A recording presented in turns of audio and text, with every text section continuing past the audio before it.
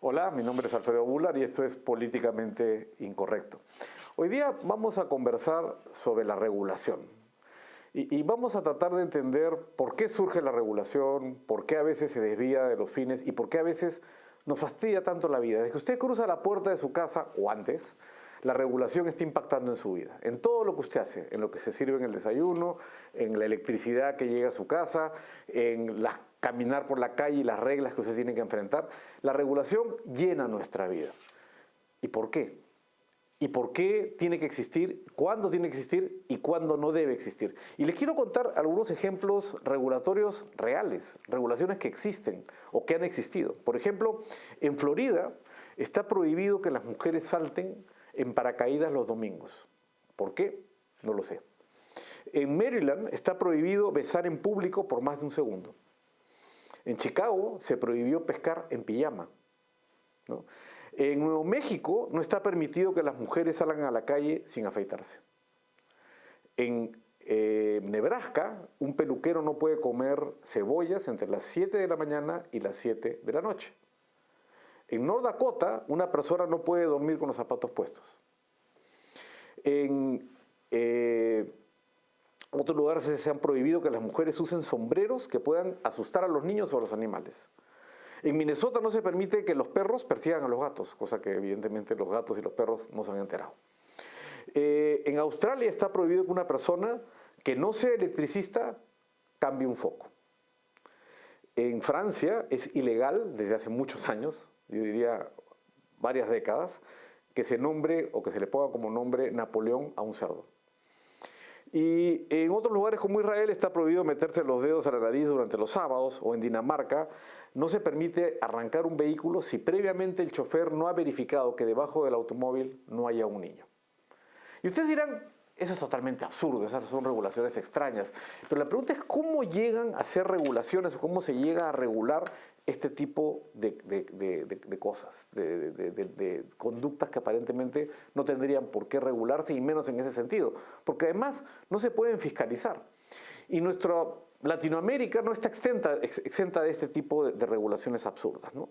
Hay reglas para colgar ropa en los balcones. En España existen reglas que establecen límites y sanciones que por supuesto casi nunca se aplican.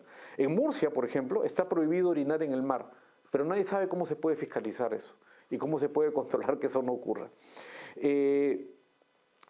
Hay regulaciones también en España sobre el peso, perdón, en Argentina, sobre el peso de las mochilas escolares, pero no hay forma de fiscalizarlo. Y hay numerosos ejemplos que muestran cómo las regulaciones conducen a situaciones absolutamente absurdas. ¿Por qué surgen estas regulaciones? He puesto ejemplos extremos, pero en el medio también hay muchos ejemplos absurdos que parecen más lógicos, pero que tampoco lo son.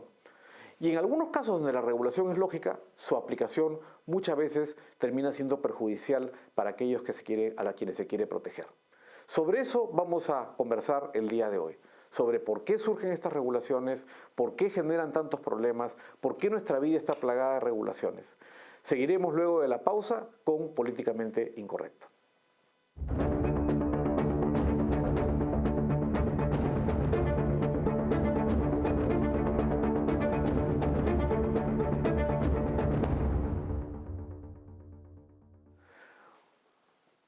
Estamos de vuelta en Políticamente Incorrecto y los problemas que generan las regulaciones.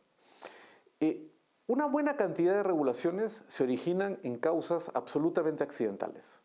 Yo lo llamo, o en realidad no lo llamo, tomo este término de Breyer, que ha sido juez de la Corte Suprema de los Estados Unidos, son regulaciones anecdóticas. Algo pasó algún día, un evento que tomó un titular en el periódico, algún congresista, funcionario de una municipalidad, el presidente de la República, vio esta noticia y decidió que algo tenía que hacer. Esta noticia puede ser tan absurda como los ejemplos que hemos visto. Alguien se quejó de que el aliento del peluquero estaba mal porque comía cebolla y sacaron una regulación para prohibir que comiera cebolla de tal a cual hora, de las 7 a las 7 de la noche.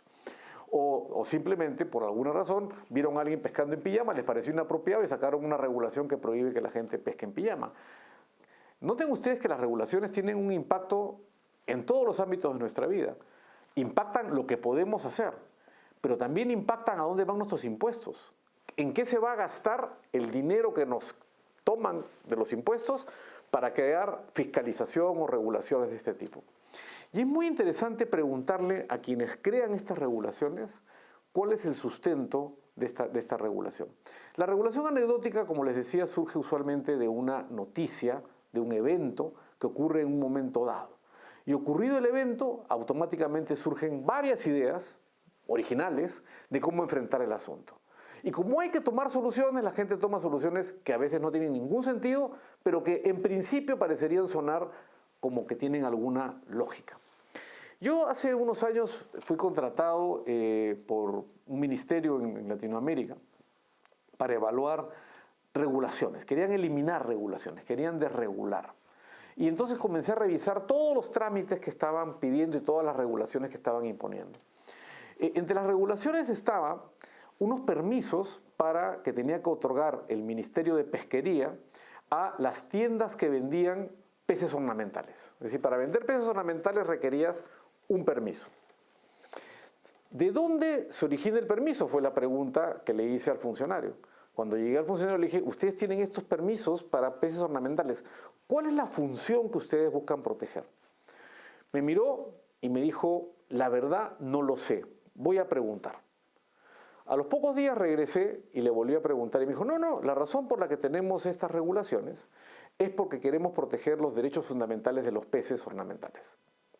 Entonces dije, ¿cómo así proteger los derechos fundamentales? No, que hemos detectado que en algunos de estos establecimientos maltratan a los peces, los colocan en lugares inadecuados, etcétera, etcétera.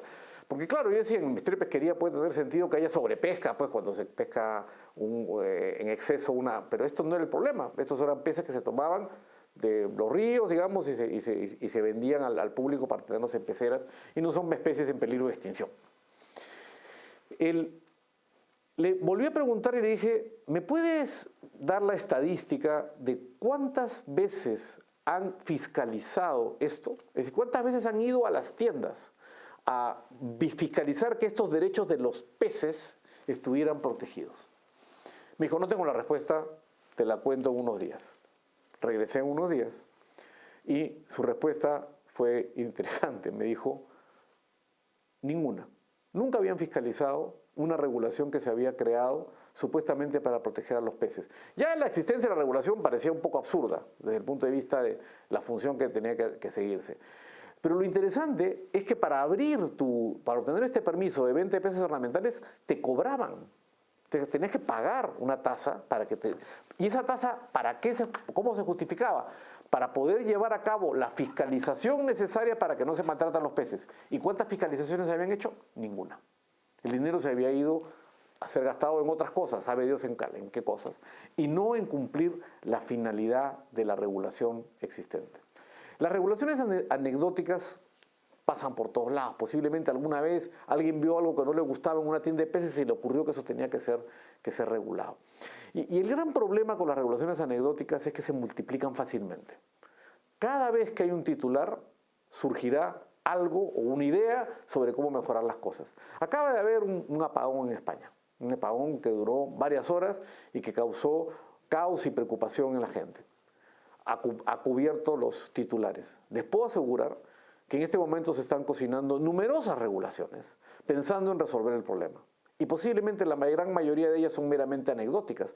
Reaccionan a la noticia, reaccionan a lo que está ocurriendo y no están enfocando el problema que se tiene que resolver. No están enfocando lo que se necesita hacer. Y están creando medidas que posiblemente no van a tener efecto, no van a poder ser fiscalizadas o van a tener un costo de fiscalización que no va a rendir ningún fruto y que no va a evitar que vuelva a ocurrir un apagón. Quizás algunas sí, pero muchas de ellas no. Y esto es porque la reacción ante la regulación anecdótica es realmente absurda. La forma como se crean estas regulaciones y cómo se acumulan unas sobre las otras es realmente absurda. Cierro con un ejemplo cerremos este bloque, con un ejemplo que voy a comentar quizás con más detalle luego de la pausa. Acaba de salir una noticia en Perú. Ahora Perú está enfrentando una ola de criminalidad muy seria, ¿no? Donde básicamente se ha vuelto el delito de todos los días la extorsión. Una extorsión que atraviesa casi todas las actividades desde el transporte público hasta la venta de jugos, ¿no? Y ha pasado un crimen espantoso en una mina a través de un secuestro donde han matado como a 13 personas. Esto ha generado una sensación de hipersensibilidad que cubre, hipersensibilidad pública, que además ha generado una gran cantidad de noticias. Todos los días tenemos noticias en las redes, en los periódicos, sobre este tipo de extorsiones, ¿no? Que son extorsiones, uno se asombra a veces los montos que están involucrados y las actividades que están amenazadas. A un congresista se le ha ocurrido que existe en el Perú el llamado SOAT, el seguro de accidentes de tránsito obligatorio. O sea, todos los vehículos tienen que tener un seguro por si caso un accidente, tienen que indemnizar, tienen que tener un seguro para poder indemnizar a las víctimas. Bueno, a un congresista se le ha ocurrido una nueva regulación. La nueva regulación es forzar que en el SOAT se incluyan los riesgos que caracterizan a los crímenes de extorsión porque han estado atentando contra unidades de transporte público. Entonces ahora el SOA tendrá que cubrir no solo los accidentes de tránsito normales, sino la criminalidad organizada para extorsionar a los transportistas, y al extorsionar a los transportistas pueden haber incidentes en los cuales pueden haber heridos y el SOA va a tener que cubrir esos heridos. ¿Tiene lógica esa regulación? Lo veremos luego de la pausa en unos instantes.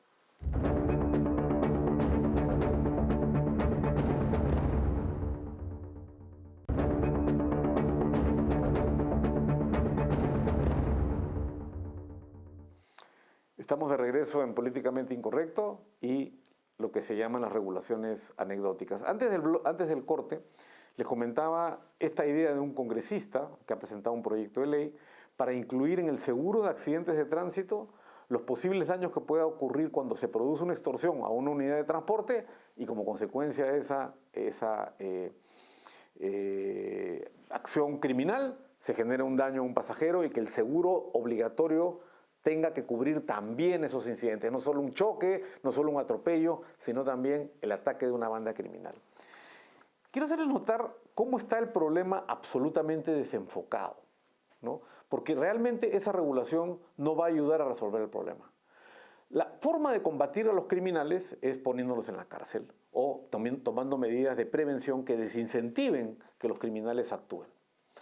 Si ustedes le dan un seguro, lo que están haciendo es levantando de alguna manera parte de la responsabilidad al Estado de corregir el problema criminal. Es decir, no, hay una compensación.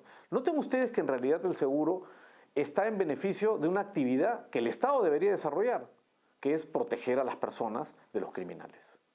Entonces, claro, obligar a un seguro obligatorio, crear un seguro obligatorio o incluir en un seguro obligatorio, cuya finalidad es totalmente distinta, una actividad vinculada al control del crimen, claramente es absurdo. No tiene ningún sentido desde cualquier punto de vista. Lo que tiene que hacerse es corregir el crimen. Lo que no va a arreglar el problema es tener un seguro que pueda proteger teóricamente a los pasajeros. Pero además es curioso, ¿no? El extorsionado, el titular o el dueño de una unidad de transporte que puede verse amenazada, lo que tiene que hacer ahora es pagar un adicional en el seguro para protegerse de un riesgo del que debería estar protegido por el Estado, ¿no? Del que debería tener una protección de parte del Estado para luchar contra la criminalidad. Regulación anecdótica. Hay noticias de extorsión, no pueden resolver el problema por donde se debería resolver, que es combatiendo el crimen, y el resultado final es una regulación anecdótica. Las regulaciones anecdóticas, esperemos que esta ley no pase porque es una propuesta, esperemos que la razón prime y finalmente no se apruebe. Pero las regulaciones anecdóticas están, como les decía, por todos lados. Les voy a poner otro ejemplo de cómo las regulaciones anecdóticas crecen y se multiplican y generan toda esta serie de problemas. La industria aeronáutica, por ejemplo, es una industria tremendamente regulada, bastante regulada. Hay reglas de seguridad por todos lados y, de alguna manera, a pesar de que uno tiene la sensación de que volar es peligroso, en general, volar es bastante más seguro de lo que uno cree, ¿no? Para que tengan ustedes una idea, si ustedes se suben a un avión, hay una probabilidad en 1 millón de morir. Esa probabilidad es menor de la que tienen de salir a la calle y que les parta un rayo. Es bajísima. La probabilidad de que eso les ocurra es muy baja. En parte quizás porque hay regulaciones buenas, en parte habrán regulaciones malas, pero lo que les quería graficar es cómo hemos generado muchísimas regulaciones de seguridad en la industria aeronáutica. Se calcula que estadísticamente hay un muerto por cada 1.000 millones de vuelos.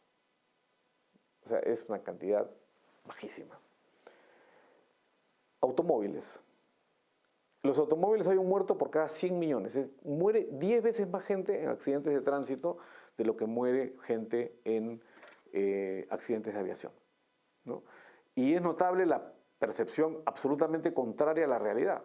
Subirse a un automóvil es mucho más peligroso que subirse a un avión. Pero la gente le tiene más miedo a los aviones que a los automóviles, quizás por la sensación de que uno está en el aire y que esto se puede caer en cualquier momento. Pero estar en un automóvil es mucho más peligroso. Las regulaciones automotrices son, sin embargo, mucho menores que las regulaciones aeronáuticas. No existen tantas reglas para esa actividad. Y quizás sería interesante que veamos el problema que genera la regulación, que la falta de regulación o la asimetría en la regulación entre una industria y otra. Lo que ocurre es que cuando se cae un avión, es un titular en todas las noticias, principal titular de la mayoría de los periódicos en la zona afectada. Y en consecuencia, cada vez que se cae un avión y se determina cuál fue la causa del accidente, automáticamente se activa un mecanismo para generar regulaciones. Muchas de ellas, como decía, racionales. Pero cuando se produce un accidente de tránsito no tiene la misma cobertura mediática. Y al no tenerla, se generan menos regulaciones respecto a esa actividad. Lo que quiero decirles o hacerles notar es que muchas veces la regulación no es hija de la razón, sino es hija del titular, de la noticia que hace reaccionar a los reguladores o a los potenciales reguladores, a los congresistas, a los funcionarios en las municipalidades, a los funcionarios en los ministerios, para buscar regular asuntos tan absurdos como los peces ornamentales o regular asuntos como si los peluqueros deben o no comer cebolla, porque se dio una anécdota, porque esa anécdota se hizo popular y como consecuencia de esa anécdota que se hizo popular y que tuvo una cierta cobertura, se quiere cubrir todo. El problema de la regulación anecdótica es que se da no partiendo de un análisis de razonabilidad, sino un análisis emocional. Se produce una situación que genera una reacción que hace pensar esto no debería pasar, sin ponerse a pensar en todo lo que significa evitar que algo pase, y luego se dice voy a regularlo y viene una idea cualquiera, que dice estoy haciendo algo. Esa idea no ha sido analizada, no ha sido evaluada y se pone en práctica. Y cuando se pone en práctica, se perpetúa y no se elimina. Y se queda ahí por años, como pasa con el nombre de Napoleón. Esa regulación que le decía que a los cerdos no le pueden poner Napoleón viene de la época napoleónica. Y se ha quedado ahí porque nadie la ha removido, ¿no? Y la verdad, esto genera lo que conocemos como sobreregulación. Una espiral regulatoria de la cual difícilmente podemos escapar. Y la regulación anecdótica tiene que ser combatida a través de análisis razonable o racional de las regulaciones.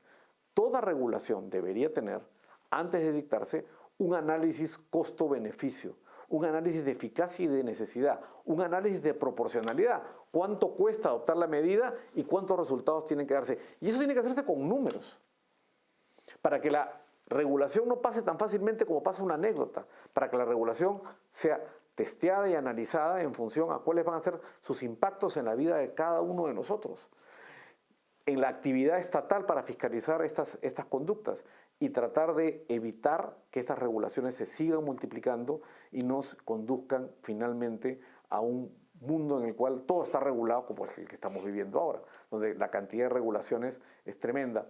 Un autor norteamericano, Paul Campos, decía: vivimos en un panóptico legal. Panóptico eran estas cárceles que se diseñaron para que un solo vigilante pudiera vigilar todas las celdas al mismo tiempo.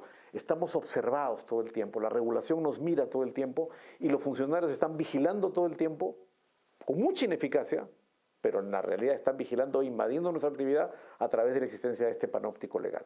Vamos a una pausa y regresamos con el cierre del programa luego de la misma.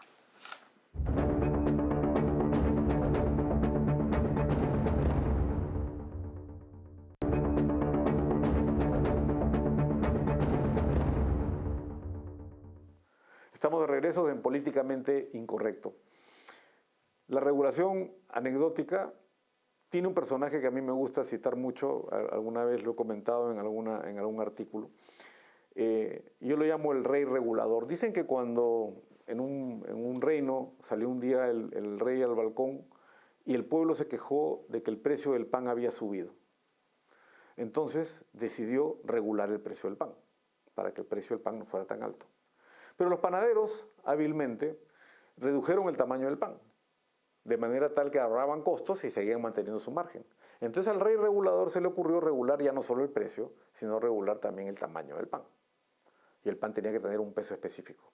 Entonces los panaderos bajaron la calidad de la harina para fabricar un pan más barato y mantener su margen. Y entonces el rey tuvo que dar una nueva regulación para finalmente establecer que el pan tenía que estar hecho con una harina de determinada calidad. Los panaderos comenzaron a atar el producto y vendían pan, pero tenías que comprarle leche, que era un producto no regulado, y con lo cual el precio no estaba regulado y subía. O sea, aumentaban su margen atando un producto con el otro, el pan con otro producto que no estaba regulado. El rey tuvo que sacar una nueva regulación al día siguiente, un nuevo decreto en el cual establecía que no se podían hacer ataduras. Y así siguió la historia y siguió la historia entre idas y venidas de la regulación, hasta que un día el rey se hartó y estatizó las panaderías. Y todo se volvió público. La regulación es una forma sutil de estatización. Es una forma donde se va tomando control sobre las actividades de las personas. Y llega un punto en el cual, si toleramos la regulación, esta nos conduce a que finalmente perdemos todos nuestros derechos sobre la libertad que tenemos para escoger productos, para producir, para interactuar, para ejercer nuestros derechos. Y ese es el gran problema de la regulación, que es víctima de la espiral regulatoria. Las regulaciones no solamente son absurdas, sino que llaman a más regulación. Una regulación, cuando no funciona, genera que el regulador quiera tener una nueva regla adicional para hacer que la regulación funcione. Y no salimos nunca. Y uno lo ve en todas las industrias reguladas, que comenzaron regulando tarifas, como pasó en la industria de telecom, y terminaron regulando calidad, condiciones contractuales, términos de interconexión, etcétera, etcétera. Y ahora son industrias totalmente reguladas o fuertemente reguladas. Toda esta carga regulatoria es un problema real, porque son, como les decía hace un momento, un proceso paulatino de estatización de nuestra vida. Nuestra vida tiene una presencia mayor del Estado a través de estas regulaciones, muchas de las cuales están ahí y no se aplican, pero muchas de las cuales están ahí y sí se nos aplican. Y entre las que nos aplican están algunas que tienen justificación y otras que no lo tienen, que no resuelven ningún problema. Y regreso a lo que decía al cerrar el bloque anterior. La solución es que el Estado tiene que estar obligado a analizar las regulaciones, a hacerlas pasar por un análisis costo-beneficio y a justificar por qué tienen que existir, cuáles son los beneficios de que existan y que esos beneficios están justificados por los costos que generan no solo el Estado, sino a los particulares por su aplicación. Esto fue Políticamente Incorrecto. Nos vemos en el próximo programa.